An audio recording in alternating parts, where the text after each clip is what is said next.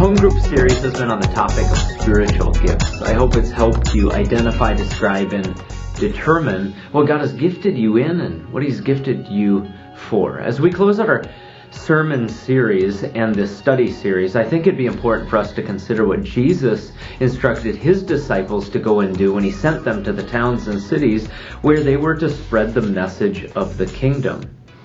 It's in Luke chapter 10 that it is recorded in verse 2, and He said to them, "The harvest is plentiful, but the laborers are few. Therefore pray earnestly to the Lord of the harvest to send out laborers." You know, when I read that, I often think about the harvest. It's an analogy about sending disciples to go and reach others who need to hear the message of Jesus. And He tells us that the harvest is plentiful, meaning there's a lot of work to do, meaning there is a hunger for the message. They are ripe and ready. I don't think we always think of it in that way, but that's what He's saying. I mean, I tend to focus on the negative. Maybe that's just me, but maybe it's you. People seem to be doing their own thing. A lot of people don't go to church anymore or don't attend regularly. Focus on the negative. The question for me is, though, do I trust Jesus or the noise of the culture that seems to be telling me there is no openness, that people aren't interested?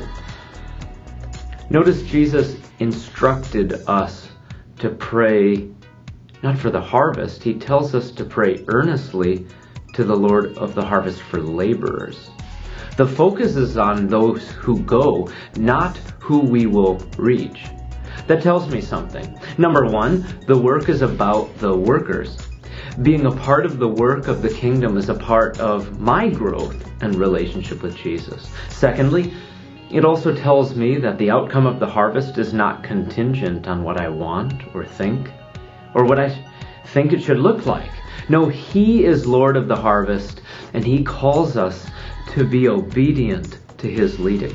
The burden of the harvest is not on us.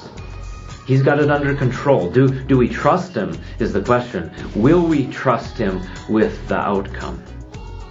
As you get into your home group study, I want to thank you for taking the time to go through this study with us. I also want to remind you that a subject like spiritual gifts is not intended to be just a series that we hear and agree with and then move on from.